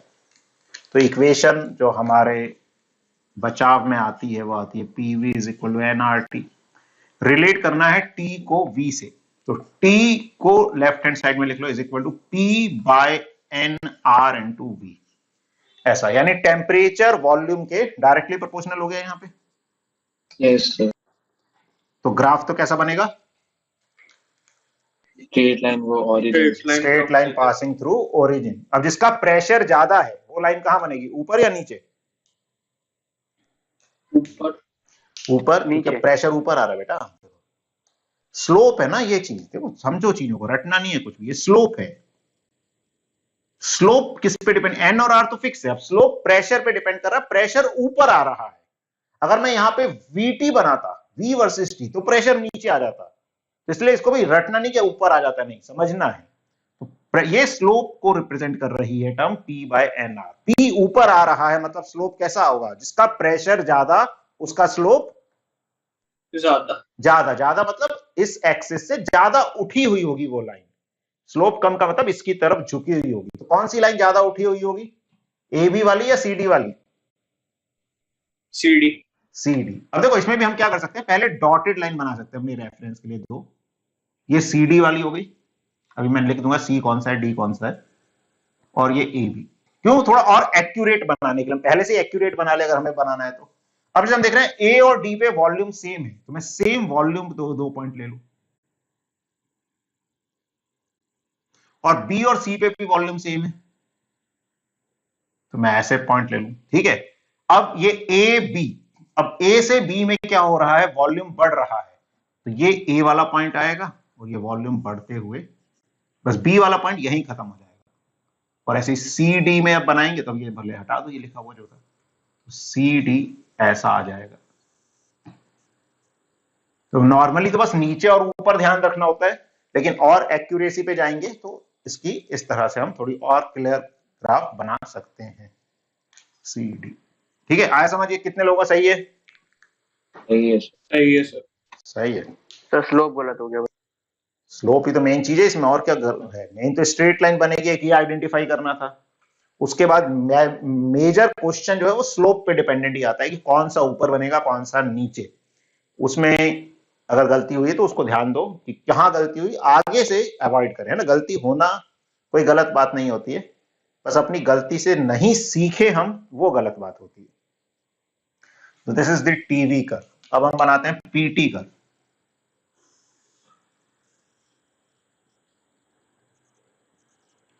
तो पीटी में तो प्रेशर कांस्टेंट है, तो प्रेशर कांस्टेंट है तो ऐसी लाइनें आ जाएंगी, एक ऐसी और एक ऐसी, P1 P2।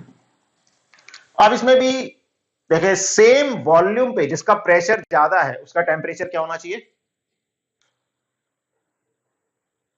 PV = nRT। Same volume पे टेम्परेचर भी ज्यादा, जिसका प्रेशर ज्यादा उसका टेम्परेचर ज्यादा, है ना।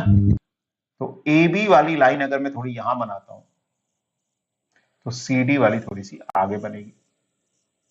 और AB में प्रेशर कांस्टेंट है, टेम्परेचर, वॉल्यूम बढ़ रहा है, वॉल्यूम बढ़ रहा है तो टेम्परेचर भी बढ़ेगा, तो एरो भी उस हिसाब से बनेगा AB। और CD में टेम्परेचर कम होगा क्योंकि प्रेशर कम हो रहा है। ठीक है, ये कितने लोगों का सही है? सही है सर। सही है सर, सबके होगा। सही है, चलो गुड। ठीक है, तो इस तरह से आइसोबैरिक प्रोसेस के लिए हम, ये हो गया वर्क की बात हो गई। वर्क हमने देखा, P delta V NR delta T, indicator diagram देख लिए, प्रेशर कांस्टेंट है तो डेल्टा P 0 है तो आइसोबैरिक होना जरूरी नहीं है। अच्छा, इसमें अगर हम चेंज इन इंटरनल एनर्जी की बात करें,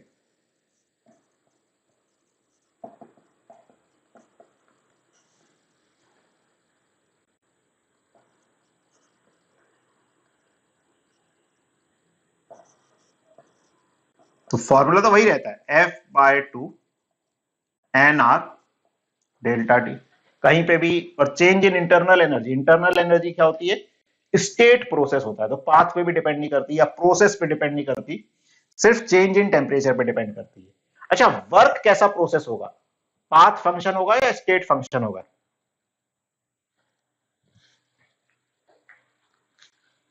स्टेट फंक्शन। वर्क स्टेट मतलब इनिशियल से फाइनल स्टेट ले गए तो किस रास्ते से गए, किस प्रोसेस से गए, वर्क उस पर डिपेंड नहीं करेगा, ऐसा बोल रहे हैं। करेगा सर। मिक्कल, तुम कुछ बोलने की कोशिश कर रही हो लेकिन आवाज नहीं आ रही है तुम्हारी, बोलो क्या बोल रही हो? सर नहीं करेगा। नहीं करेगा, पाथ पे डिपेंड नहीं करेगा, प्रोसेस पे यस करेगा ना बेटा। अभी अपन क्या देख रहे थे, जैसे मान लो मैंने एक बर्तन को बंद रख के टेम्परेचर उसका बढ़ा दिया, T1 से T2 कर दिया, और उसको अगर मतलब एक पिस्टन लगा दिया जो कि मूव कर सकता है, उसमें टेम्परेचर मैंने T1 से T2 किया, क्या दोनों में वर्क सेम आएगा? No sir. अगर मैंने एक पिस्टन लगा के फिक्स कर दिया और यहां से हीट करा गैस को और टेम्परेचर T1 से बढ़ाकर T2 कर दिया, इसमें वर्क कितना हो जाएगा?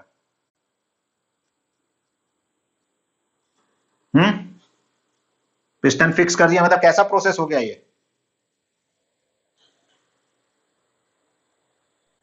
सर वर्क डन नहीं होगा ना अगर पिस्टन फिक्स है तो। हाँ, तो पिस्टन फिक्स है तो आइसोकोरिक प्रोसेस हो गया ना। यस, वर्क डन 0 हो गया। Yes sir. लेकिन अगर मैंने पिस्टन जो है मूवेबल रखा और धीरे धीरे इसको हीट प्रोवाइड की और ये पिस्टन धीरे धीरे स्लाइड कर रहा है ऊपर की तरफ, तो जब ऐसे पिस्टन स्लोली मूव करता है धीरे धीरे अपने आप, तो आइसोबैरिक प्रोसेस हम मानते हैं कि अंदर और बाहर का हम जो फोर्स, प्रेशर, मतलब प्रेशर को कांस्टेंट मान सकते हैं क्योंकि वो pressure net downward force upon area के बराबर हो जाएगा, क्योंकि पिस्टन धीरे धीरे मूव कर रहा है तो उसका एक्सेलरेशन 0 मान सकते यस हैं। सर।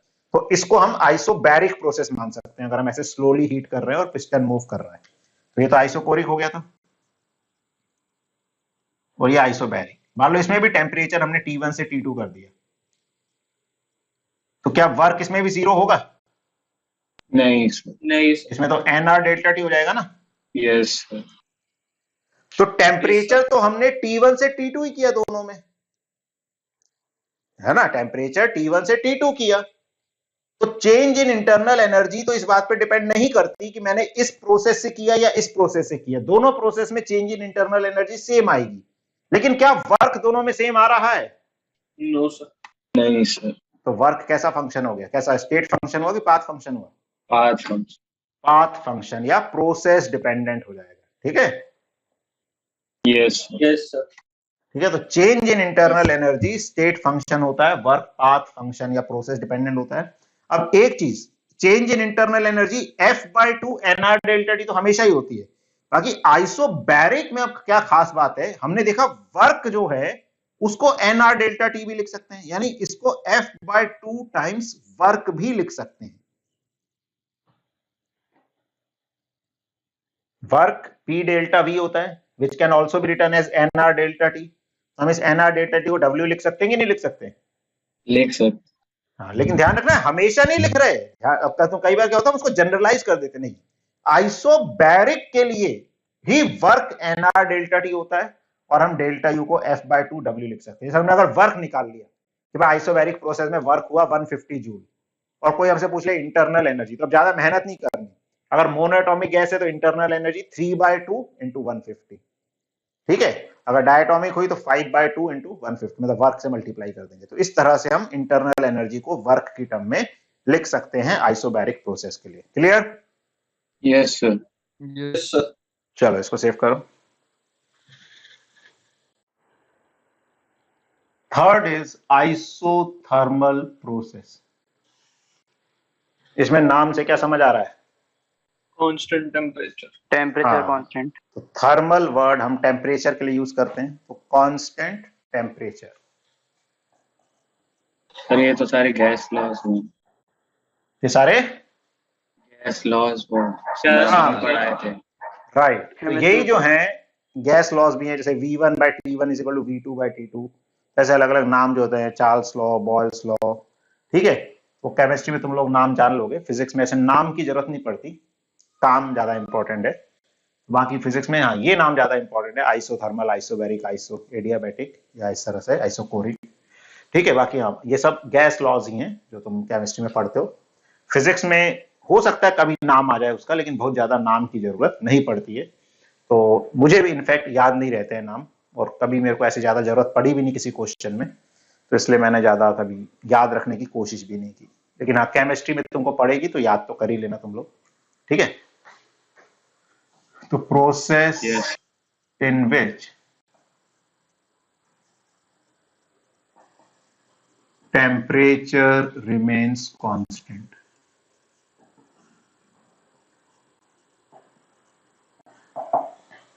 तो वो प्रोसेस जिसमें टेम्परेचर कांस्टेंट रहता है उसको आइसोथर्मल प्रोसेस बोलते हैं। तो आइसोथर्मल प्रोसेस का मतलब है टेम्परेचर इज कांस्टेंट। तो टेम्परेचर कांस्टेंट है तो डेल्टा टी क्या हो जाएगा? 0।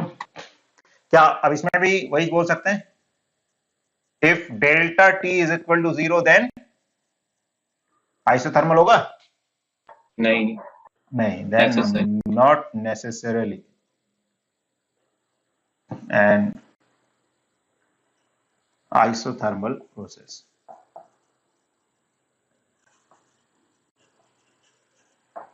तो अगर टेम्परेचर कांस्टेंट होगा डेल्टा टी 0 होगा, लेकिन डेल्टा टी 0 है तो जरूरी नहीं है आइसोथर्मल प्रोसेस हो जाए। अब टेम्परेचर कांस्टेंट है तो अब PV is equal to NRT होता है, तो पीवी कांस्टेंट हो जाएगा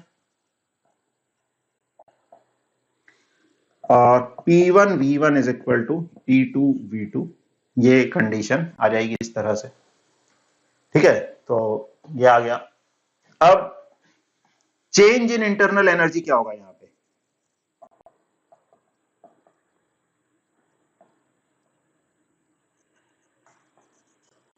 जीरो हो जाएगा। क्या होता है change in internal energy? F/2 nR delta T. Yes sir.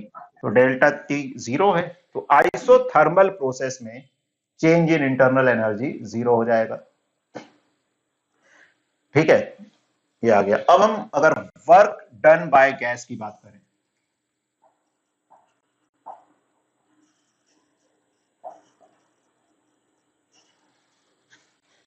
तो वर्क डन बाय गैस, अब देखो फॉर्मूला वही रहेगा, वर्क का फॉर्मूला कभी नहीं बदलेगा। क्या? Integral P dV. अब ना तो वॉल्यूम कांस्टेंट है कि डीवी जीरो हो जाए, ना प्रेशर कांस्टेंट है कि बाहर आ जाए। कांस्टेंट है टेम्परेचर। तो हमको टेम्परेचर की टर्म लेकर आएंगे तो फायदा होगा, है कि नहीं? Yes sir. यस। कहां से ला सकते हैं? कौन सी इक्वेशन यूज करेंगे जो रिलेट करती है तीनों को? तो P1 V1 ideal. Ideal gas equation, PV is equal to NRT. ये कहलाती है इक्वेशन ऑफ स्टेट। ध्यान रखना, this is called equation of state. मतलब ये किसी भी स्टेट पर तीनों वेरिएबल को रिलेट करती है। और ये जो इक्वेशन होती है, PV is equal to constant आ गई, या P by T is equal to constant आ गई, ये कहलाती है इक्वेशन ऑफ प्रोसेस। ये कहलाती है इक्वेशन ऑफ प्रोसेस। ठीक है, समझ आ रहा है? तो ये जो दो वेरिएबल्स को रिलेट करती है इक्वेशन किसी भी थर्मोडायनेमिक प्रोसेस के लिए, वो इक्वेशन ऑफ प्रोसेस कहलाती है। और किसी भी इंस्टेंट पे, किसी भी स्टेट पे जो तीनों वेरिएबल को एक साथ रिलेट करती है, वो इक्वेशन ऑफ स्टेट कहलाती है, जो कि आइडियल गैस इक्वेशन है। PV is equal to NRT for ideal gases. तो प्रेशर को हम यहां से क्या लिख सकते हैं?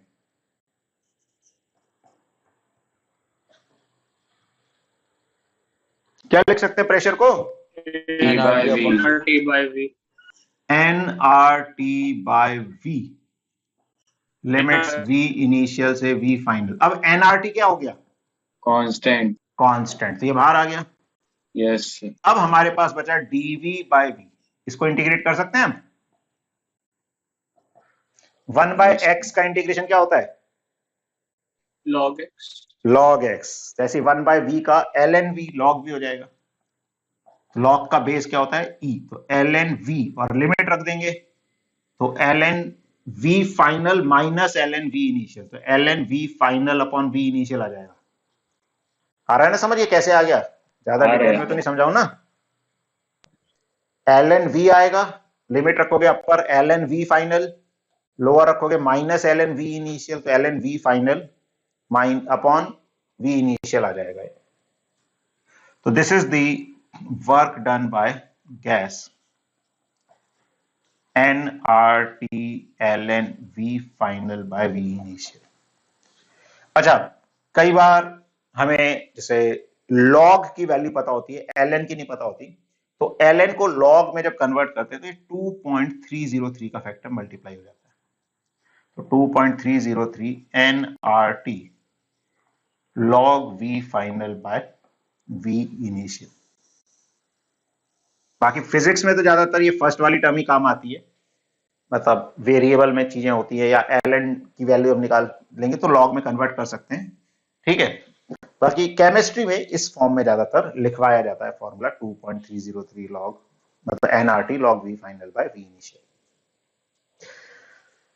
अच्छा, अब इसमें जैसे हमने देखा P1 V1 is equal to P2 V2 है, यानी कि P इनिशियल V इनिशियल is equal to P final V final होगा। तो V final by V initial को P initial by P final भी लिख सकते हैं। यस। तो कई बार ऐसा हो सकता है कि हमें दे रखा है आइसोथर्मल प्रोसेस, और वॉल्यूम देने की बजाय इनिशियल और फाइनल प्रेशर दे दिया, तो हम उसका भी यूज कर सकते हैं। तो इसको ऐसे भी लिख सकते हैं nRT ln P initial by P final. देखो ज्यादातर यही यूज होता है, लेकिन कभी इसकी जरूरत पड़ जाए तो हम टाइम सेव कर सकते हैं अगर हमें याद रहेगा तो। या 2.303 nRT log P initial by P final. अच्छा, एक और चीज का ध्यान रखना है कि जब हम ये फॉर्मूले लगा रहे हैं वर्क के, चाहे आइसोबैरिक प्रोसेस हो, आइसोथर्मल प्रोसेस हो, आइसोकोरिक में तो जीरो ही है, तो हमें सब कुछ सिस्टेमेटिकली सब्स्टिट्यूट कर देना है। V फाइनल, फाइनल वॉल्यूम को V फाइनल की जगह, इनिशियल को V इनिशियल की जगह, ऑटोमेटिकली साइन आ जाएगा पॉजिटिव या नेगेटिव। उसमें दिमाग नहीं लगा देना कि वॉल्यूम बढ़ रहा है तो हमने प्लस साइन लगा दिया, वॉल्यूम घट रहा है तो एक माइनस साइन खुद से लगा दिया, पता चला एक माइनस यहां से आ गया, एक यहां से आ गया और मिलकर प्लस हो गया। नहीं, वो हमें तभी करना है जब हम ग्राफ वगैरह से वर्क निकाल रहे हैं या किसी फिजिकल कंडीशन में दे दिया एक सिचुएशन, उसमें वर्क निकाल रहे हैं। अगर हम मैथमेटिकल फॉर्मूलों से वर्क निकाल रहे हैं तो इस फॉर्मूलों में ऑटोमेटिकली साइन आ जाएगा। जैसे अगर फाइनल वॉल्यूम इनिशियल से ज्यादा होगा तो ये टर्म 1 से बड़ी आ जाएगी, log 1 से बड़ा नंबर क्या होता है, पॉजिटिव।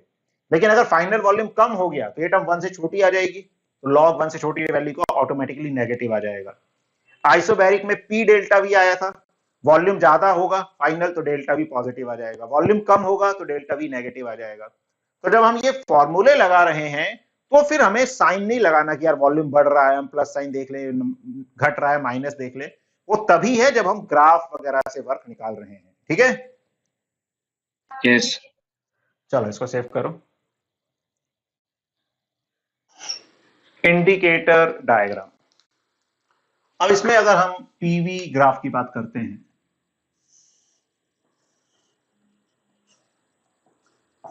अब देखो यहां पर टेम्परेचर कांस्टेंट है, ध्यान रखना है। अब जैसे प्रेशर कांस्टेंट था तो पीवी ग्राफ में स्ट्रेट लाइन थी, वॉल्यूम कांस्टेंट था तो स्ट्रेट लाइन थी। टेम्परेचर कांस्टेंट होता है तो पीवी ग्राफ में स्ट्रेट लाइन नहीं बनती, क्योंकि टेम्परेचर कांस्टेंट में PV is equal to constant हो जाता है, यानी P प्रोपोर्शनल टू 1/V आ जाता है। यानी कि वॉल्यूम जब जीरो को अप्रोच करेगा तो प्रेशर इनफाइनाइट हो जाएगा, और वॉल्यूम इंफिनिटी को अप्रोच करेगा तो प्रेशर जीरो को अप्रोच करेगा। तो ऐसा जो एक्सप्रेशन होता है y प्रोपोर्शनल टू 1/x, ये मैथ्स में ये ग्राफ कहलाता है रेक्टेंगुलर हाइपरबोला।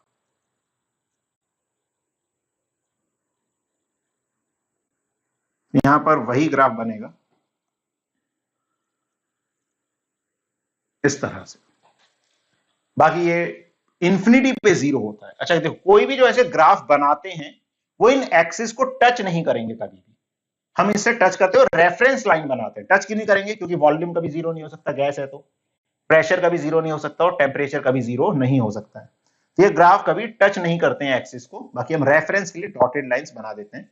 तो ये ऐसे ग्राफ बनता है पीवी ग्राफ अगर हम बात करें। अगर इसमें भी चलो हमने दो ग्राफ बना दिए,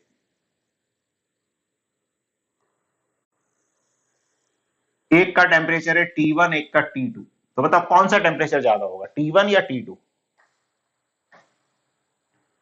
मतलब ये एक टेम्परेचर पे आइसोथर्मल ग्राफ है, ये किसी दूसरे टेम्परेचर पे आइसोथर्मल ग्राफ है, तो बताओ कौन सा टेम्परेचर ज्यादा होगा?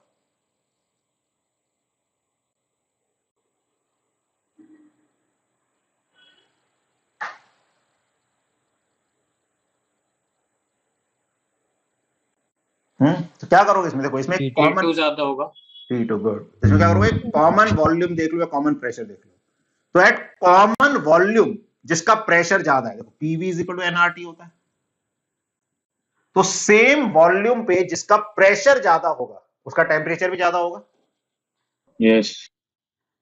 ठीक है ना, तो सेम वॉल्यूम पे जिसका P ज्यादा होगा उसका P भी ज्यादा होगा।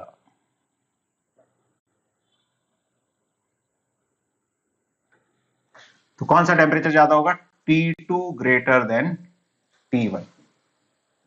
ठीक है, तो सेम वॉल्यूम पे जिसका प्रेशर ज्यादा होगा उसका टेम्परेचर भी ज्यादा होगा। ऐसे ही आप प्रेशर भी देख सकते थे कि सेम प्रेशर पे जिसका वॉल्यूम ज्यादा होगा, अगर प्रेशर सेम कर दोगे तो जिसका वॉल्यूम ज्यादा होगा उसका टेम्परेचर ज्यादा होगा, तो T2 ग्रेटर देन T1 आ जाएगा। तो इस तरह से जिसका टेम्परेचर ज्यादा होगा वो ग्राफ ऊपर बनेगा, जिसका कम होगा वो नीचे बन जाएगा। ठीक है, तो आइसोथर्मल प्रोसेस में ये इंपॉर्टेंट चीजें हैं, टेम्परेचर कांस्टेंट रहता है, change in internal energy zero होती है। ठीक है, डेल्टा टी 0 होगा, लेकिन डेल्टा टी 0 होगा तो आइसोथर्मल होना जरूरी नहीं है। Work done N R T L N V final by V initial होता है, या N R T L N P initial by P final होता है। और इस तरह से इंडिकेटर डायग्राम जब हम पीवी डायग्राम बनाएंगे जैसे कर्व आएंगे, हाँ पीटी या वीटी बनाएंगे तो उसमें तो स्ट्रेट लाइन आ जाएंगे टेम्परेचर एक्सिस के परपेंडिकुलर। ठीक है, क्लियर? यस। चलो इतना ही करते हैं फिर आज।